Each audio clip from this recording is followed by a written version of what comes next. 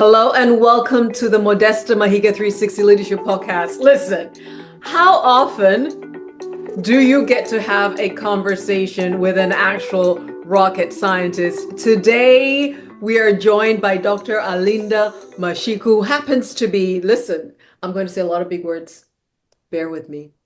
She's the Conjunction Assessment Risk Analysis, CAR, Program Manager at the NASA Goddard Space Flight Center in Greenbelt, Maryland, in the US. The CAR program is an agency function that is responsible for providing risk analysis for approximately 100 uncrewed satellite missions to prevent an on-orbit collision and ensuring the safety of the space environment. In this role, she's responsible for providing programmatic and technical leadership for ground operations elements, interfacing with multiple mission operations centers, and providing oversight in various advanced technologies and engineering application areas. Stay with me. Dr. Mashiku joined NASA in 2013, supporting various missions such as the James-Webb Space Telescope and the OSIRIS. Osiris. OSIRIS, what did I say? Yes. That's like a disease. I know. OSIRIS-Rex mission as a spacecraft navigation and mission trajectory design engineer. She's an author and co-author of over a dozen conference and journal papers and is a recipient of multiple NASA awards. NASA. Okay, wait. Including the 2020 Engineering and Technology Directorate Excellence in Safety and Quality Assurance Award and a 2020 NASA Mission Engineering and Systems Analysis Division Individual Special Act Award. She was also a recipient of the NASA GSRP Graduate Student Research Program Fellowship from 2010 to 2013. Dr. Mashiku is also the co-founder and president of the Jewel Foundation Incorporated. This is a 501c3 nonprofit organization in the US that runs STEAM-based workshops for high school girls in Tanzania, Nigeria, and Zimbabwe. Dr. Mashiku obtained her bachelor's degree cum laude in aerospace engineering from the Ohio State University in 2007, and then both her master's and PhD in aeronautical and astronautical engineering from Purdue University in 2009 and 2013 consecutively. She lives in the Washington, D.C. area with her wonderful husband and two amazing boys. Dr. Alinda, Wow. welcome to the Modesta Mahiga 360 Leadership Podcast. Thank you. Thank you so much, Modesta. And I appreciate that. Amazing. It's surreal sometimes to hear when people read your bio. You're like, yeah, that's me. And all that. And it's equally humbling. And I'm grateful for the opportunity to be here to speak with you and all the members of your podcast. So thanks for having me. Absolutely. Absolutely. It's such a pleasure. And I think it's been a long time coming. Yes. That, I've wanted to have you on, and I've wanted to hear your story. You're so humble and it's so amazing. These are the only two things people say when they're talking about extraordinary people: rock star or rocket scientist. Yeah. And I struggle to speak this because I know you in so many contexts, and now I'm about to betray that I know you a little bit more than just getting on this podcast. Right. But reading your bio today, yes. I didn't even know that. And I've been around for a while. I had no idea. And what I want people to get from this podcast today is that you can start from a dream, yes, from an inclination, right, from wherever, and make your way to the moon, wherever it is that you want to go. Yeah. When I reached out to you, I said, let's talk about taking moonshots. Right. Yes. Let's start from the beginning. Yeah. How did you choose to orient yourself towards STEAM? And please tell people what STEAM is, because let me know the assumption that they understand. Yeah. So STEAM, science, right? Technology, engineering. Used to be STEM. They've now added arts into it. Because when you talk about science, technology, engineering, you're talking not only about learning about the world around us, but also using your mind in the creativity and design aspect of problem solving, hence the A, the arts, and making things beautiful, not just solving a problem, but making things, beautiful and appreciable within the society. And then M obviously stands for mathematics. So, growing up as a young child, I remember watching rocket launches on TV and just being fascinated by something that has fire, controlled explosions of fire, Right. rocketing out into space with people on Yeah. board. Yeah. And they get to go to places, they get to go to the moon, they get to go to the International Space Station Yeah. that orbits around the Earth every 90 minutes. Yeah. And people are out there doing big things, right? And it's just, it was an appreciation at a very young age of an idea of the possibilities, given all the constraints and perceived impossibilities. And I remember just saying, I want to do that. I want to wear an astronaut suit and get to go to space. And having that dream as a young child, I remember, ever since I was like first, second, third grade, I've always talked about that. And Modesta, you and I, we went to the same school, right? Olympia Primary School and in Tanzania. And even back then, that was in the late 80s, there was no such thing as NASA in Tanzania. But my parents did not discourage my dream. And as a child, growing up in Tanzania at that time, right? It is logical for a parent to say, well, that will never happen. How are you going to get there? They look at the context, right? Right. Yeah. Look at the context. Look around you, right? Like look around you, Why would you ever want to do something that is so impossible? They never said that. And I think because they never said that, I believed it, So I really attribute my, my career aspirations, my dreams, being able to get to where I am, to my parents, and my God. We'll talk more about who I am and the things that I cherish and things that anchor me. But, that was the start of it. And as I grew up, I speak with a lot of young kids in elementary school, in high school, locally, and around the world in various contexts. And I was never good in math or science growing up. I remember, I had to work hard. I had to apply myself. And maybe I should also explain what I mean by I was never good at it. Yeah. It didn't come natural to me. It wasn't automatic. It wasn't an automatic clicking. Yeah. If I had to do long division, that was very tedious. I had to remember, okay, you got to carry the numbers. You got to do this. Now you multiply. Now you divide. Now you subtract, That was too much for me.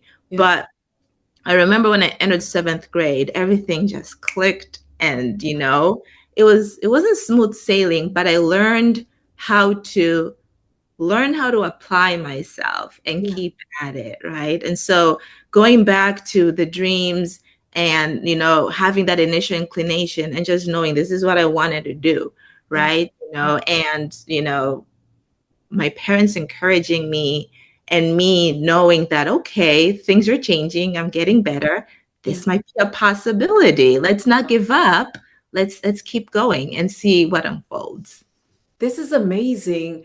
Both the fact that the context may not have really made the possibility seem feasible, and so you were encouraged. But even the fact that you could have said, well, it doesn't really look like, I've got what it takes, even as a foundation for where I want to go. And you kept going. I think there's so much to say, because where we come from, you're oriented and sometimes prematurely. Actually, let me say this. It would always be prematurely. Now, knowing just how how neuroplasticity works, that your mind can always learn, can always morph, can always adapt. We compartmentalize and we relegate people to certain things. Prematurely, and then they just take off on that tangent and let go of what could have been. Right, exactly. And that is a very key point for everyone to learn. The age that I'm at right now, I am always learning that there's always more to learn, that where you are today is not your destination. It's a journey. It really is a journey. I'll even go beyond for like my life and my journey to where I am right now. It's it's been an odyssey, right? It's you have a dream and you have a picture in vivid color, right? High contrast, like you see what you want to be, you see what you want to do, you know what excites you, you have that passion. But how do I get from point A to B, you know? And I think there's so many philosophical ways you can dissect, you know, the rocket launches of designing that thing and how many people it really takes to get it to launch. Like any change in weather, they're not going, you know? Launches are halted. Everything has to work perfectly together for you to go where you want to go in space to the moon, right? And so it is the same as life, right? But that does not stop you. It should not be a recipe to stop you. It should be a point where you take a pause, recalibrate, understand the constraint, and then look at all the 360 by 360 vantage point. Today's Pi Day, right? Today is Pi Day, by the way. Happy Pi Day. Happy Pi Day, everybody, right? So we're talking about life and in full circle moments of, you know, taking tangents are straight lines that touch circles, you know, and recalibrating, and then understanding your constraints and finding ways to overcome those constraints. It would have been very easy for people to say, hello, gravity, right? Where are you going? You know, just nothing. Like even the strongest person could try to jump up as high as they can. You're not gonna leave the Earth's atmosphere, so why bother, right? But they figured, okay, the constraint is gravity. How do you overcome gravity, right? And then you fix that, right? And the next thing, how do you overcome the atmospheric drag? That's also another constraint. You fix that, you know. What's the next thing? There is no oxygen. You fix that, carry oxygen. And that is how you get to where you want to go in life, right? So it's that part of space and rocket science really inspires me in all the different aspects of my life, right? Learning not to quit, you know, not to give up. Yeah. Figure it out. A mindset that says, okay, man, Alinda, how is this going to be a short I know. podcast? There's so much to unpack because you're this is valuable, you know, as life lessons, but you're actually also sharing processes here, and a certain way of thinking, like a systems, a framework thinking, so that we do not, and I think the word was prematurely, we do not prematurely give up or think because something doesn't seem to be favorable, like the weather, toward what you want to achieve. Why don't you pause and ask yourself, what are the constraints? And take one at a time, fix it. And at the end of that will be your launch, right? It will be you taking off. You know, despite all the odds. So so maths started making sense and you started getting into flow, 7th grade. So 7th grade to NASA. What was that path? Because you left us in Tanzania and then now you're in NASA.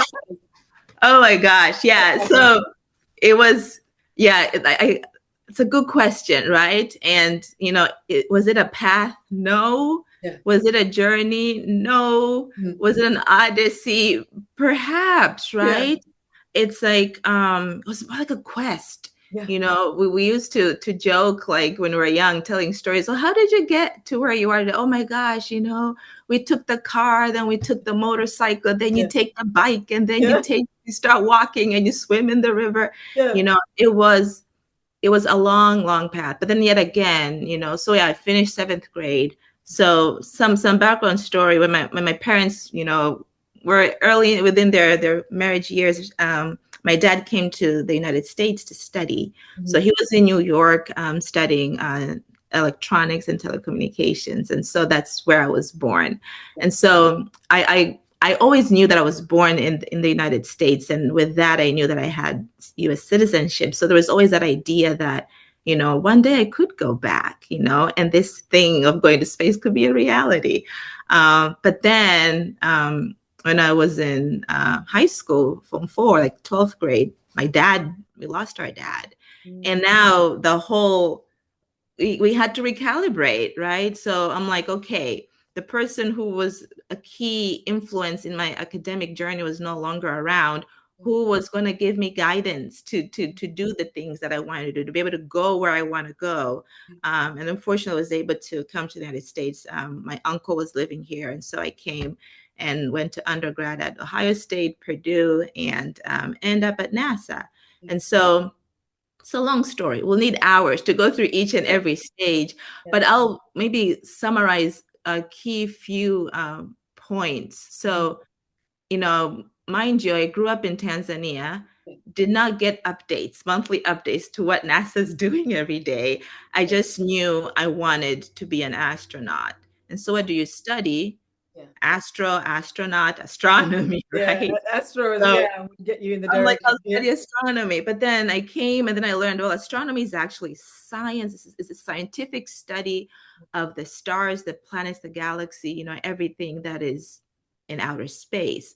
So people study astronomy on Earth. I'm like, that's not what I want to do, And then I learned about aerospace engineering, like building these things. I'm like, okay, that could be helpful. That could be important. If I'm going to fly a rocket, might as well learn about rocket science. And so I pivoted, and so, long story short, within this odyssey of to where I am, I learned that, being a constant learner and getting information, then knowing, okay, it's not astronomy, you want to do aerospace engineering. So I did that, went to Ohio State.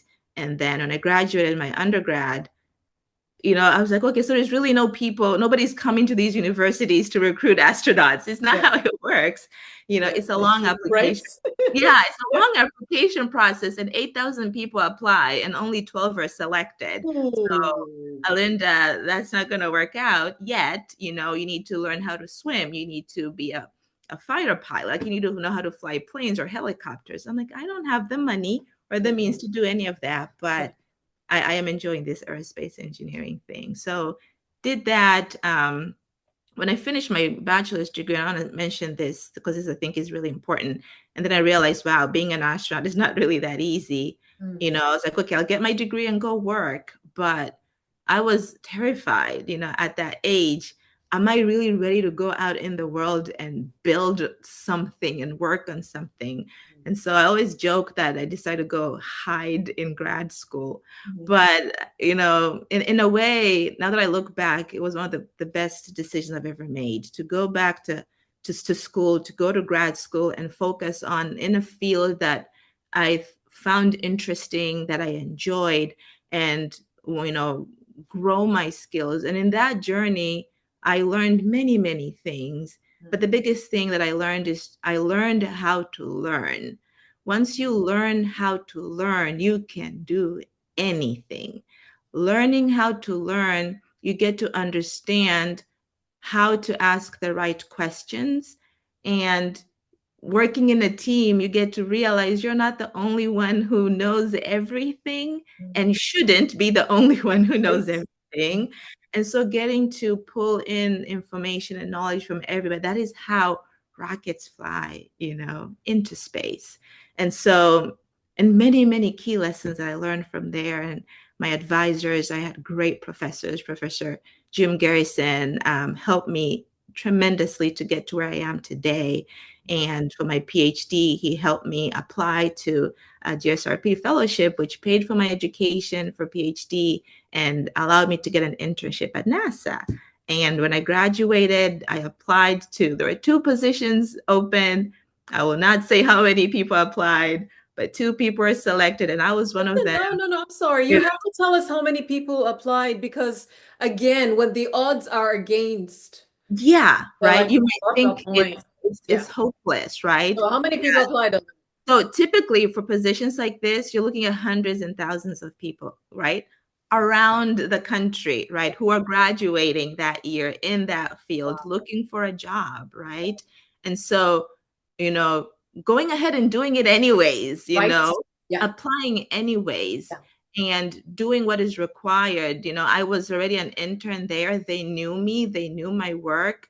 I knew I had a presentation at the end of each term of my internship to present to the branch. You prepare the best that you can, to give the best presentation of your life. Each presentation that you give, that counts should be the best presentation of your life, and you prepare accordingly, right? So I did that, and I'm grateful to God that I was able to get a job after that. And I've been there ever since now, 13 years, worked on different things, learning how to move and switch between different roles and functionalities, being vulnerable enough to ask for positions that you may not be qualified for on paper, but you have the ability to learn and do the job, and showcasing the excitement and passion of taking on more roles and providing the promise that I may not know this, I may not know that, but I know that I don't know that, so I am going to go know that, so I know that, right? And then you deliver, right, by God's grace. Yeah. You see, with this conversation being, and I'm sure, when you're with the Lord, you are conscious of what you represent, right? I mean, just okay, I'm speaking to a woman, a person who's brought on earth and she has a purpose and she's got a family, but Yes.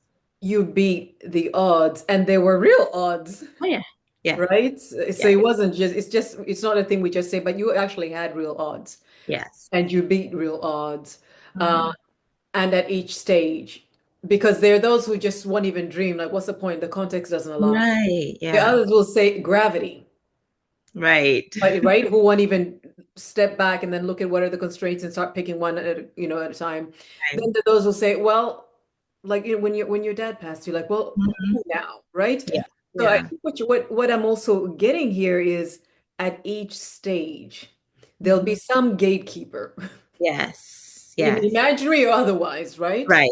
Yeah. And it's for you to say, I'm going to go at it anyway. Yes. Absolutely. Yeah. This, this is what I'm picking up from you, and I'm Yeah. and I'm as much as I have questions and I have things that I want us to progress toward, but I Right. stop and I pause because this is going to help some people. Yes. And some people will even be people who mean well will say, do you know we get 10,000 applicants for this thing, so Right. Yeah. right, then they're like, Right. what are the odds? Yeah, yeah. And that's the thing. What are the odds? Maybe, and people say, may the odds ever be in our favor. That's famous Yeah, quoted yeah, that movie. yeah, The Mockingbird, Hunger Games, right? yes. So, but the thing is, Mm, I believe that I believe this fully in my heart that you know, we're all special in God's eyes. mm, But being special in God's eyes does not mean that I'm better than somebody else or I'm lesser than someone else. mm, The fact that you are alive today, it means you have purpose for the next minute, for the next year, for the next time that you have on this earth. And so, and they always say the shots that you miss are the shots you never take, mm, right? Those are the shots that you will miss, but you have to always know that the thing that God has ordained for you will be yours, mm, right? I believe that there are doors that no man can shut, mm. and those are the doors that I want God to open, that no man can shut. I mean, God shut doors that no man can open, right? And our lives, depending on what you believe in. For me, I believe that, when God places you at a place, you have a purpose, you have a plan, and you are there to do the job, the work. You may think, okay, you're flying satellites, you're preventing satellite collisions. Is that really a holy job? There's so many ways to dissect that statement, but you know, when you know who you are living for and what you're living for and why you're living for, and it's not just about you, it's not just about you making the money and doing the thing and getting the accolades or whatever, but there is a purpose. Our here sharing our stories to encourage someone who hears this and knowing that and gets to know that it is not the end. Like, any challenge you face is never the end. Keep going, keep at it. And even those moments of failures, they're important. There are lessons that are being learned there. And I'm jumping all over the place, but I'll say one last thing. There's a statement or a quote that in this movie, Apollo 13, I know most people have seen this movie. The astronauts are out there heading towards the moon, and there's a mishap that happens, and they can't make it. And then people have to figure out how we bring these astronauts back home. There are two things you can decide at that point. They're dead, you know, that's it, mission failure, or you decide we're doing everything we can, you know, dissecting the problem inside out, upside down, giving it your all, right? And so the director of a flight operations, name was Gene Kranz at that time, you know, pulled the team together, and everybody knows how the movie ended. You know, the astronauts came back, and he wrote a book called Failure is Not an Option. Now, folks, he said he did not say that during that time they were trying to bring the astronauts back, but he wrote a book about it. Failure is not an option. And for many of us, failure is not an option. When we live our lives, we have goals and we have options. Like, I want to do this, I'll do this, I'll do that. The last option is not failure, right? It never is, and it never should be. But that is also something we should not be afraid of, you know. I have learned so much when I have failed. You know, I have learned so much when I have failed. And the important thing is, you know, if you're a crier, sit down, cry, but get up, you know. If you feel embarrassed or sad, like, go through those emotions, but please, please always remember to get up and move forward and understand the constraints that, you know, happened at that point, and then you move on. You have to always keep going, always pushing for it, because if you don't push for it, if you don't push the door won't open. You know, very few people have other people on the other side to open door for you to come in. And if you're one of those people, that's great, awesome, God bless you. But for most of us, we have to push doors down, right? So you have to go for it, right? And never and try to avoid the mindset of giving up, because you never know who needs you at the end of that journey, right? So yeah. I love that. So one of the reasons why I mean I'm even slowing down and calming down. You know, I'm not a slow down Yeah. personality. Yeah. But because I want to savor this moment, because Right. there's so much, if I am attentive, if I'm sensitive, that we can really help people with here. Mm. Because sometimes we'd like to believe people have either a person on the other side of the door to open doors Yeah. for them, Right. or they have superhuman abilities. I mean, just somehow they got, Yes. you know, when God was in a good mood when he made this, Right. because Yeah. they're just going. But like you said, they may just be people who just keep getting up. Yes, they will feel the feelings. They will go through the setbacks. They just keep getting, and this is because life will always push back. Always. Yeah. I was listening to this lady, Nancy Dufresne. I listened to her teachings, the Word of God.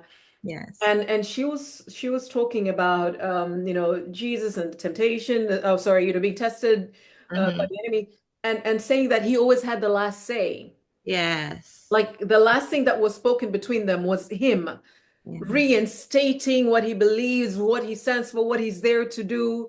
And even the word says, you know, the righteous may fall down 7 times, and then they'll get up 8, right? Just Yes. and then when we're looking at people and we're saying, "Oh, I admire you, you're just amazing," and a voice in you will say, "Well, you know, you just admire them from afar because you couldn't ever be." No, it's really an ordinary person who won't let go, who'll go through the setbacks and just keep coming back up. And then one day they're in a position where you're saying, "Wow," and this is why I appreciate it when people share their stories. Yes. Mystifies what it takes. It does. Yeah. It really does, right? Because I don't have data to prove this, but from most people that I talk to, right? You know, if you're afraid of failure, then it's very difficult to go anywhere, right? And I believe there are places that in order for you to go and get there, you have to fail, right? Because if you do not, you have to fail, right? You have to. And I'm not saying that failure is still not an option, right? It never is an option as something that you want to accomplish, right? But what I mean by you have to fail is you have to give it your all, you know, in the things that you really want to do.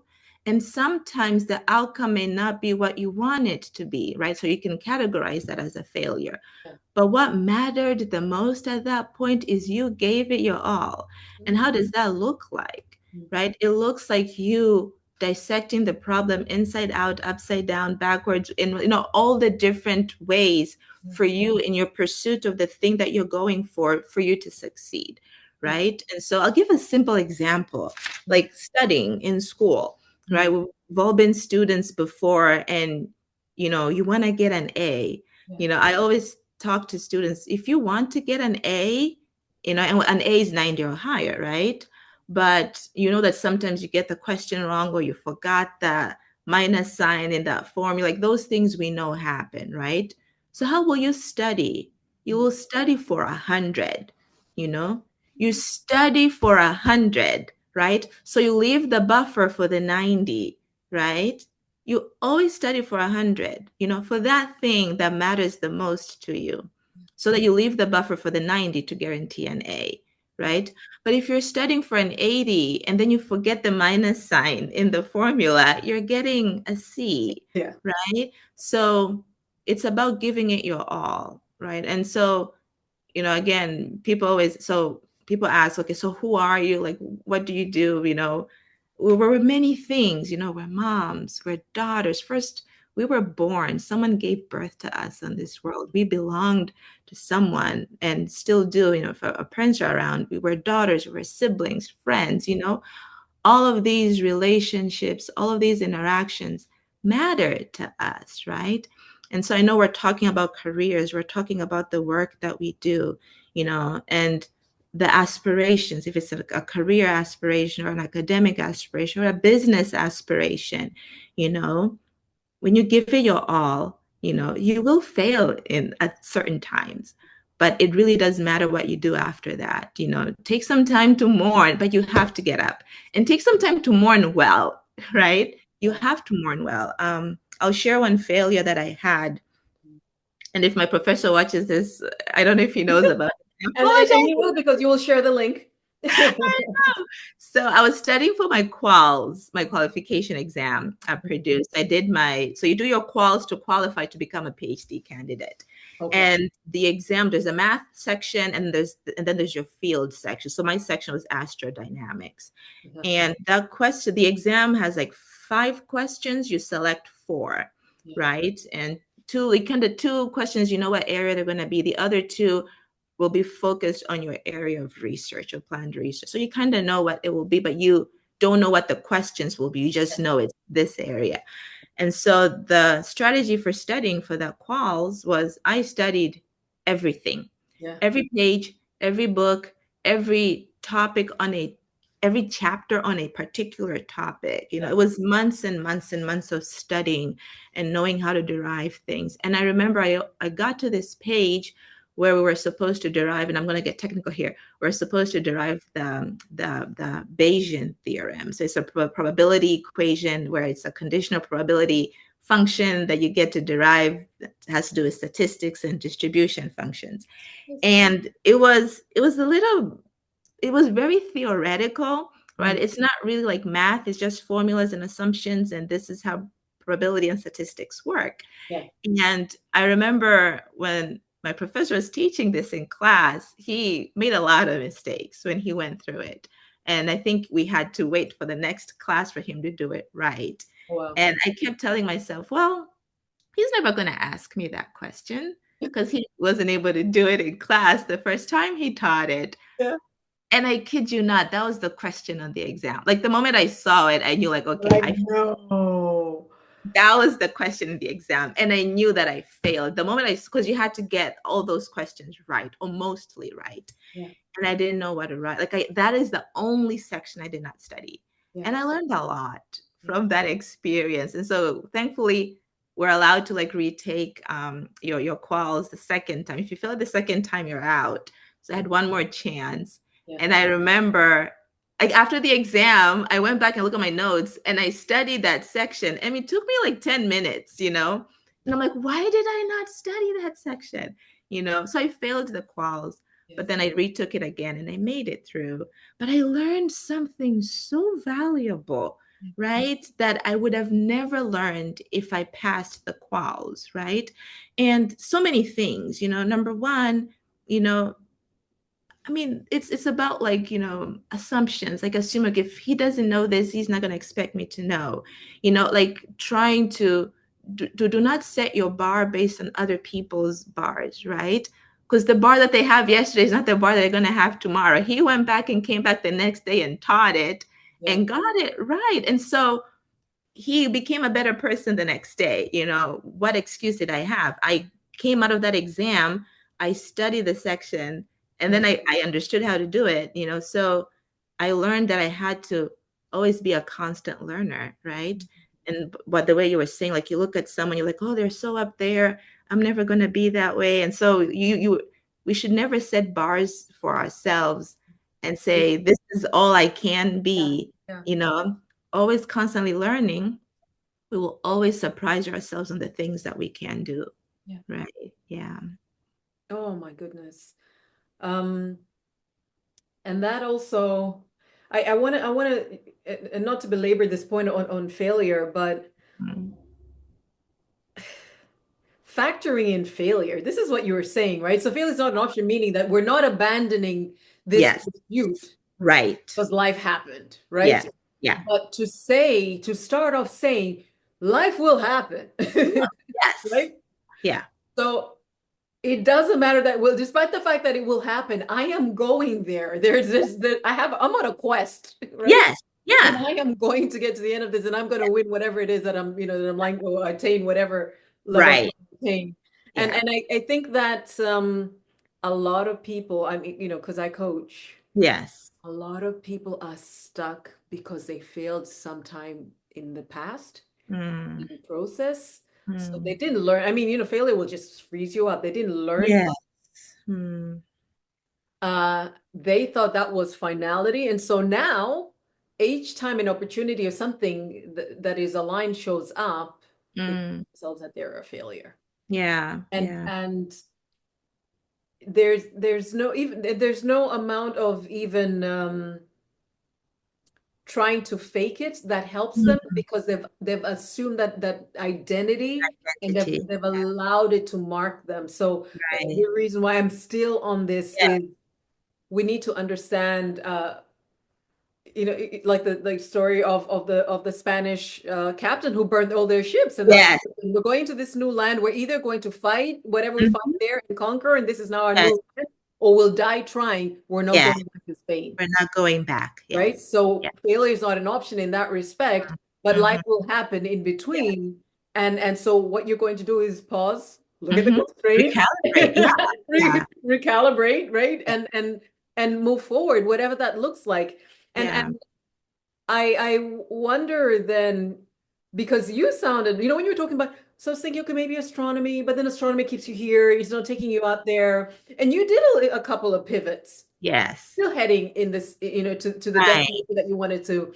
And sometimes people get stuck, not just because of failure, but it just doesn't look like the path I would have liked to take. Right. Yeah. Yeah. What can you speak to that it may not be a clear path sometimes? Yes, the path is never clear. I mean, maybe for some people it is, right? So, or sometimes I think maybe we need to let go of the and when I say imaginary, I don't mean it in a condescending manner. Yeah. It's so you know where you are today, right? I know the destination that I want to go. And then we sometimes paint the color of and the scenery of the path.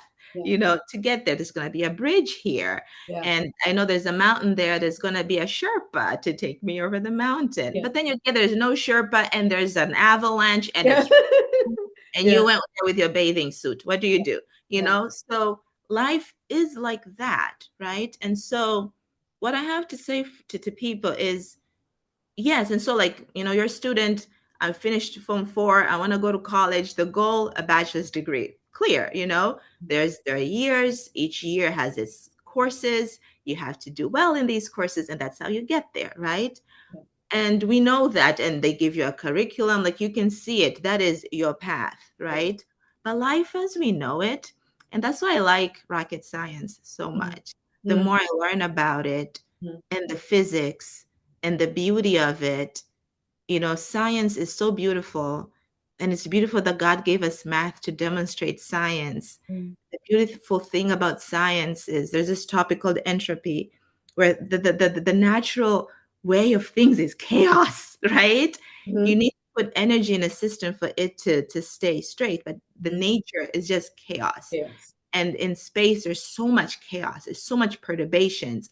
We know what they are, but it's chaotic, Mm, And so in life, going back to the topic about path, yeah. as a student, you have a goal, you have all these 4 years, but guess what? You are a human being, again, going back to like, who are you, as a person, you're a daughter, you're a son, you're a sibling, a mother, life comes at you. Yeah. And in your journey towards where you need to go, you're going to have perturbations, right? You're still going to have to take those courses, but Yeah. they're going to be perturbations, known perturbations and unknown perturbation no one has ever seen before, like COVID, right? Right. So what do? You need to know that that's you. I'm not saying sit in anticipation, knowing that something bad is going to happen. That's living in fear and Yeah. anxiety. Yeah. But know that something can happen, and if and when it happens, I know I have the tools to recalibrate and always know and identify what is my target. Yeah. And then you find a way to get over that, to keep getting to where you need to go as long as you're moving forward. And so you always make decisions that help you to where you're going, which is forward, Yeah. right? And so, for the folks who've, failed before, you're like, I'm not going to do that again. Take the time to mourn that. I feel like mourning is important, and grieving. Like when I filled my quals, it was, I felt very, um, I felt embarrassed, but I also felt, I mean, in looking back, I felt like I disrespected my professor, Mm, making the assumption like, who he couldn't do that on the board. He's never going to ask that, And so I felt embarrassed. He doesn't know, but if he watches it now, he'll know. But, and so there was a lot of feelings and emotions and all of that. You have to deal with them, identify them, call them by name, do whatever. I always joke with my friends who were rooting for me. Like I felt like I was not in a valley, like in the valley, in the deepest point yeah. in the ocean, Yeah. Mariana's Trench. Like I felt, Yeah. oh my gosh. Yeah. But then I remember I cried, because then there's a lot riding on it. I was at that time the only Black woman doing the quals, and then just the feeling of shame. But I knew I was good, and this was just a hiccup. But the next day I woke up, I went to my lab. I sat with a professor. I had done some research work. I showed progress, like I'm still in it, Yeah. and I stayed in the game. So it's about getting our head right.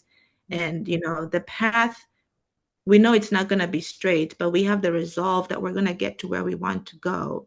yeah. And back to the Apollo 13 movie I remember there was a scene where they had to manually, redirect the vehicle they were in to dock, and they had to align. No, they were recalibrating their pointing so that when they get back to the Earth, Mm, they are able to get back to the Earth, or they were gonna slingshot and get lost into outer space yeah. forever. So they had to point it in the right. So they knew where they were gonna be. Whether they were standing up, kneeling down, praying, singing hallelujah, you do whatever it is that you need to do, but get that lock, right? To where you want to go. And you could see in the movie, they're all yelling. They're not fighting. They just had to Yeah. get it right. And they locked that pointing, they're set. So lock the pointing, and it comes down to, I know I'm going all over the place, but there's just so much here that I want to share, because we're multidimensional people. Mm, Not everything deserves that level of dedication. mm, You know what in your life deserves that level of dedication.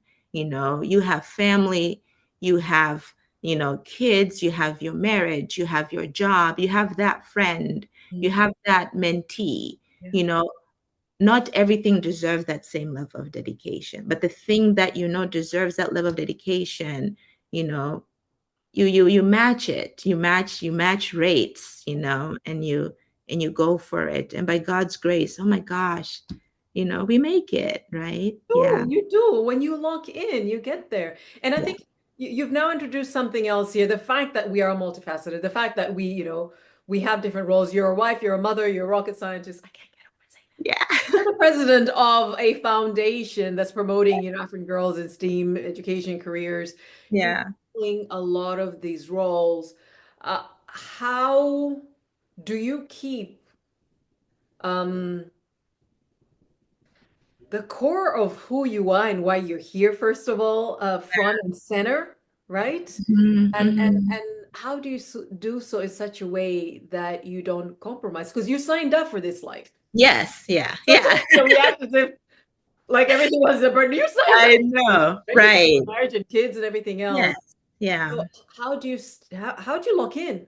Yes. How do you How do you lock build in? support systems so that you can Yes, do it? absolutely. Yeah. And I think I've touched on this also a little bit earlier. So I have so many mentors, One lady shared this story with me. Like, there's always this question, like, how do you juggle Yeah, everything? yeah, And a juggler juggles balls or yeah, those juggling things, whatever. yeah, And she said, in our life, you have the career ball, you have the friendship ball, you have your kids, you have the parent, you have the sick parent, you have your husband, your family. All of these are balls that you have to juggle. So some of them are up in the air, some of them are touching your hands. So the things that are touching your hands, you work them and then you throw them up in the air. yeah. And she said, not all balls are created equal, and I know that sounds funny, but what I mean by those juggling balls, right? Yeah, yeah. Yes, some of them are fragile and precious and so dear and near to you. You never put those down, right? This is the most important thing for me, and for most of us, it's like our family, our values, right? Our relationship with God, and some of the other juggling balls that we're throwing up, it could be your career. That's important to you.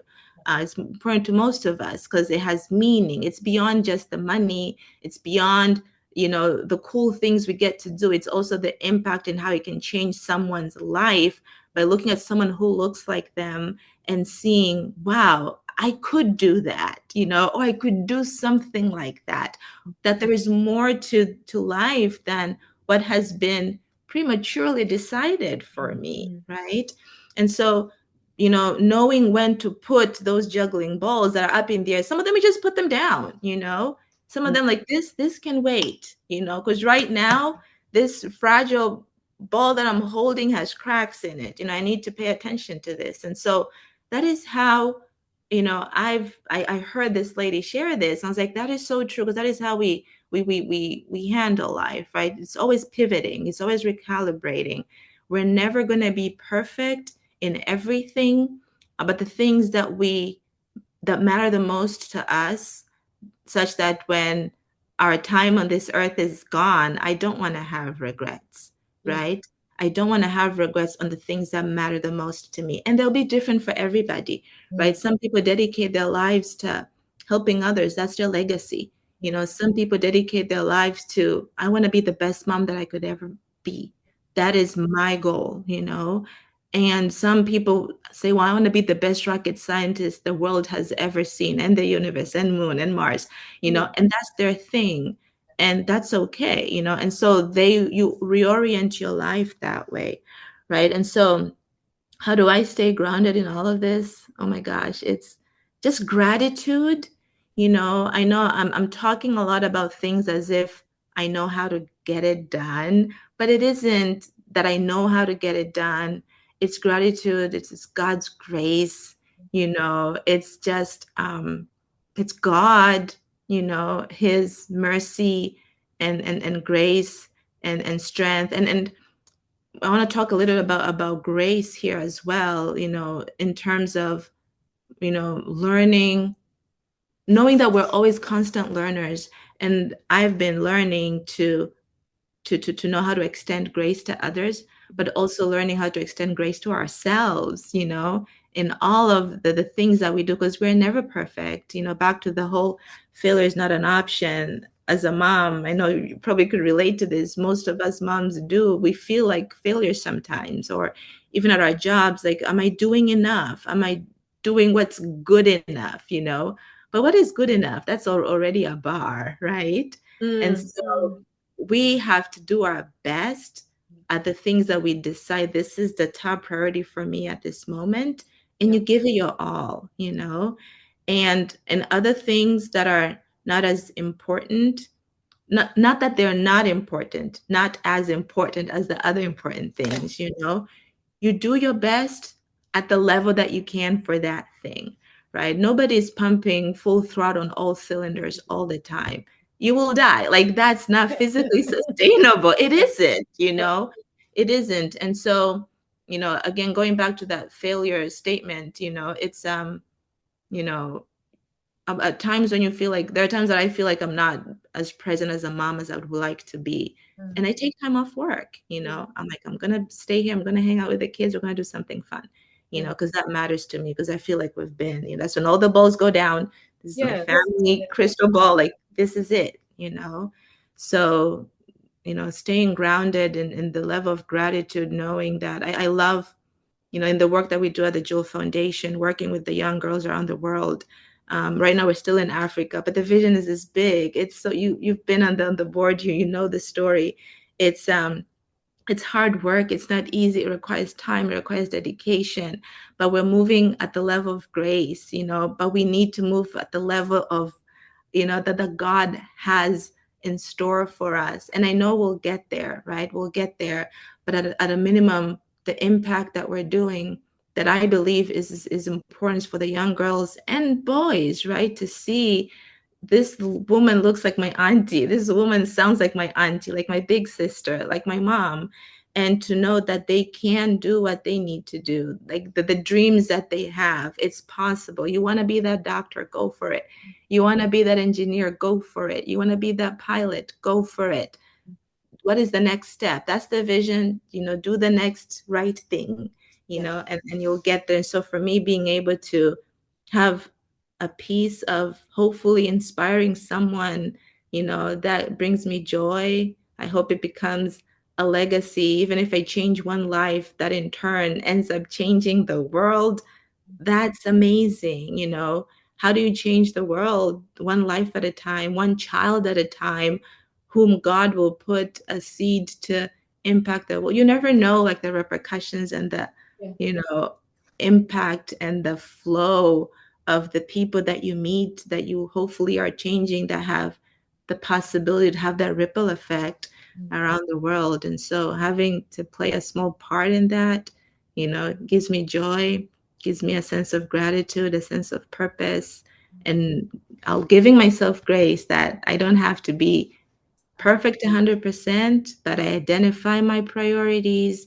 I know what's the most important thing to me. And sometimes I don't know what's important. Sometimes I think this is important, but maybe it isn't. And so just allowing God to lead us. And, the world has a way of telling you, okay, this thing needs your attention right now, and then you learn how to reprioritize and handle all those things. Yeah.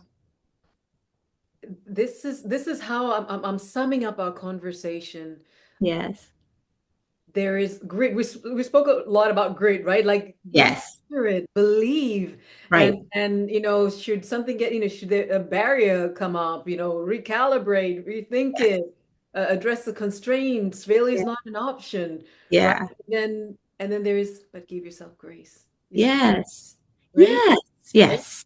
There Yes. is grace. Yeah. Make sure you're clear about your priorities. Mm-hmm. And then there's something you said. You said, what's a priority right now? Oh, right. Okay, Yeah. so you've got priorities and they're ranked. Yes. Something they're important, but not as important as others.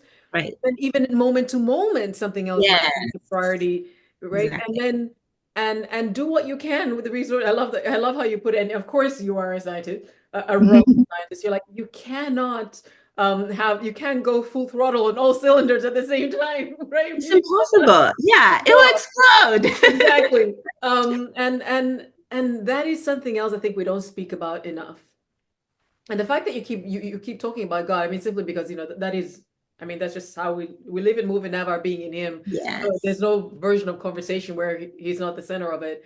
But I Mhm. think what you're also saying is after you've done all you can, Yeah. just stand because Yeah. there's God in heaven who Yes. sees more. There's more at play than you can control, right? Absolutely. So Absolutely. just you Yeah. will go to bed at peace that I've done all I can. Even when you were Mhm. making reference to your calls, you said, I knew I can do it. I just Yeah. had a setback, right? Right. Like Yeah. I know I've got what it Yeah. takes. This is Yes. just a setback. Um, Exactly. so Yeah. that kind of attitude, and then at the end of the day, saying, "Look, there's God over this all. Yeah. He created me. He put this desire in me. He's Yes. gonna see this thing to completion, Yes. right?" And Absolutely. so Yeah. in that environment, I feel you felt at peace to keep taking moonshots. Right. Absolutely. And so people always ask me, so when are you going to be an astronaut? Right? Yeah, You yeah. know, and I will say I applied one time, right? Uh-huh. And there's been so many times where the applications have been opened. Yeah, I applied one time, and I applied because I wanted to see, is this really the passion, like, is this yeah, thing really real, right? yeah. So I prepared, I put in my application, I took swimming lessons at Mhm. the ripe age of 30 something. Nice.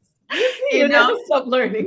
yeah, and I started exercising because I know they make them run. I was like, I'm not going to be the last one when they Yeah, make us run if they yeah, call me, yeah. and so I did all that. And anytime I saw a phone, like a phone ringing with a Texas name, my heart skipped a beat, and it was Yeah, always the spammers, right? Never Johnson Space Center, which is located in Texas. So yeah, I never got the call, yeah. but I am glad I did that exercise. And then kind of going back to the whole thing about the path, Yeah. and the journey or a quest or odyssey, life is so much rich, I believe, in the things that we learn along the way, Mm. right?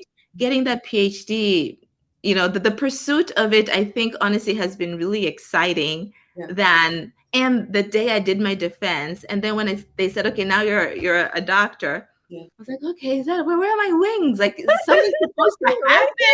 Right? Yeah, like I was still me, Yeah, but I yeah. became the new me. And that becoming the new me was all the things I learned in the journey of getting that final paper that now, calls you Dr. Mashiku. Yeah, And so, back to like, I'm not an astronaut. Will I apply again? Maybe. Right now, my kids are my crystal balls, yeah, yeah, So they're my center, my husband, my family. That's what matters to me the most. yeah. And that might change when they get older and they're still taking in 50, 60-year-olds. I don't know. I Right? I might. love it. Yeah. But the thing is, the lessons I've learned throughout this process and, the things I have learned about myself, kind of going back into the whole learning thing, I've learned that I have always something to learn about myself, and I'm not there yet, I'm not there yet. And God knows what the future has for me. So as long as I'm learning and making a difference and doing the work and hopefully, always focusing on the right priorities at each time, at the end of the day, I hope my life will have made a difference for the people around me, for the purposes that I've spent and committed my time to do, But it's life is so much fun. Let's make it exciting, Uh, Let's not settle, let's not limit ourselves to just put boxes around us like, oh, I got the job, I'm done. No, grow, learn, do, connect, dream, imagine possibilities, and they will all change. Like they'll pivot. There are times for most of us with kids who are young, it's a different time, and that's okay because this is what's important now. And that will change when they get older and they're more autonomous. And, you know, only God knows what the future has in store. So let's not limit ourselves. and let's not limit him. There's this Yeah. scripture in Habakkuk 2:14. It says, Yes. the knowledge of the glory of God will fill the earth like the Yeah. water of the seas. Yeah. And there's a time you were talking about, what you do and taking um unmanned Yeah. crafts, or monitoring satellites, etc. And you're like, well, I don't know in terms of purpose Yeah. of God, but we actually glorify him when we're doing Yes. amazing things in our different spheres. Yes. And ultimately what this life, and I think what your clarion call right now, what this life, what fulfills it and what fills it, makes it full, is when we agree to show up, right? We, Yes. we give ourselves permission to show up and Yes. continue to grow. And Yes. that actualization then is glorifying God. Glorify God. Like, Yes. human beings and what they can do. Like, Mhm. there's what did you Right. say? A craft that is on fire and is Yes. being controlled And with it's controlled fire. a Yeah. lot of Yeah. orbit is going into space. Yes. Does it glorify God that we have the Amazing. gumption to think that way? Yeah. And that Yeah. could be for you, rocket scientists. Oh, I got to say it again. But for anybody else and everything else they're doing, Absolutely. don't hold yourself back as far as you can go. Yes. That is reflecting the glory of God in a human being. It is 100%, 100%.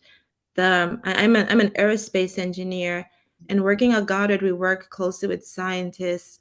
And the more I learn about the science, I'm like, oh my gosh, it continues to expand the bigness, the amazingness, of God, Yeah. right? And the more you see that, and I don't want to minimize the things that we go through individually, but I'm trying to paint a picture of context and contrast that, there are supernova exploding out there, and they're like millions of light years. Like that quantity alone, Yeah. it, it, Your it, it, mind. it makes my brain shake. But God made that, you Right? know? Yeah. So this thing that I'm going through today, Yeah. he too can help me get through it. Yeah. Yeah. Right. And so when I see that, I'm like, the Bible does say the heavens declare the glory of God. Yeah. Right. And when I see that, I get inspired. You're right. Like, you know, you might feel like, okay, this is not glorious work, but the way I used to think that, okay, this is not holy work, like I'm Yeah. not saving Yeah. souls, Yeah. but there is a powerful message, in displaying how big God is and how he can move in our lives to to enable us to live out his purpose and his plans that he has, because they're big. The plans that he has for us are, not to harm us, and they're they're above and beyond anything we can ever imagine, right? As long as we surrender to him and know that, you know, we shouldn't dictate, okay, this is all that I can do, this is all that I could ever be, because every day when you get to a point where you realize that you are continually surprising yourself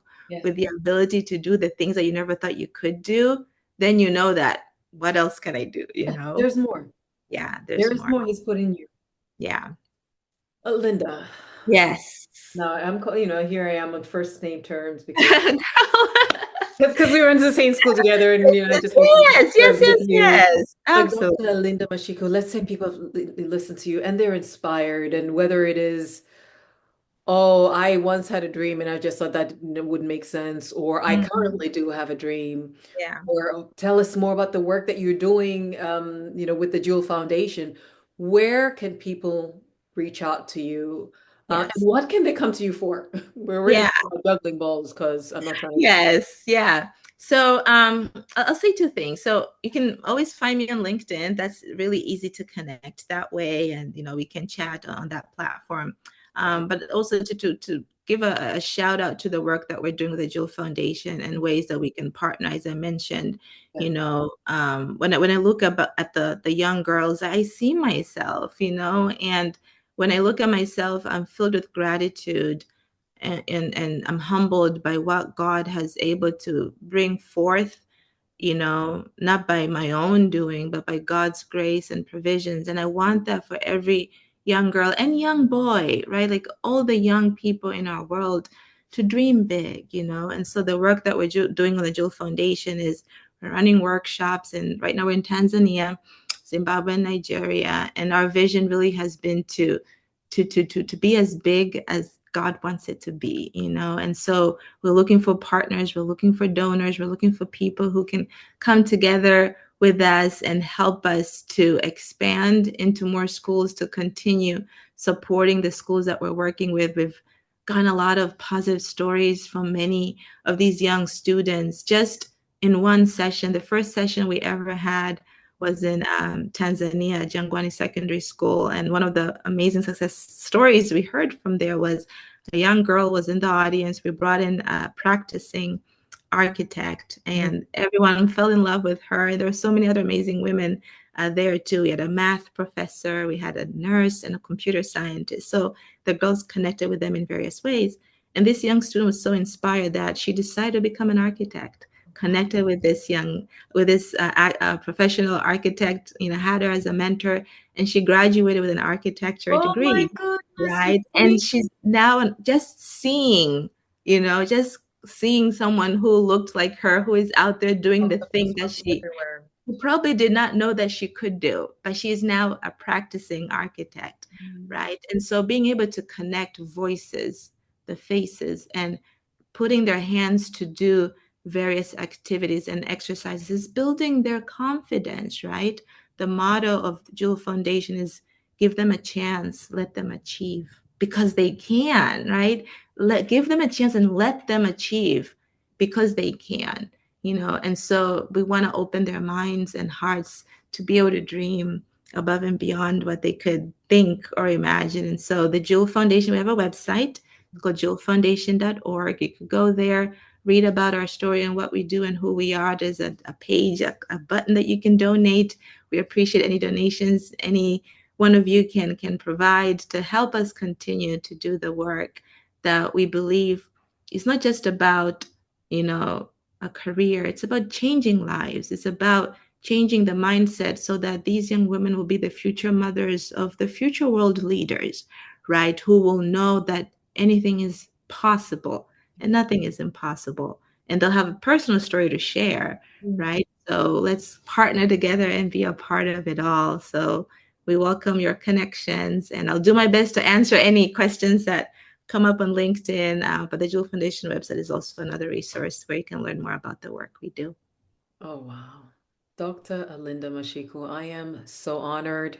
I'm so grateful that you made the time for this. Thank you for sharing your story. I've heard even more today. And thank you for helping us see what's possible. Yes. Right? With grace and grit.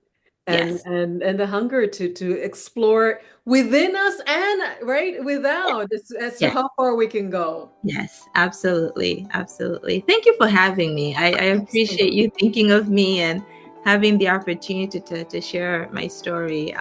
Thank you. Thank you so much. Absolutely. And I'm sure we're going to have you back again. I love Absolutely. the whole concept of outer space, but also in life, taking moonshots. Like you said, aim for the 100%. Then you'll get to the A.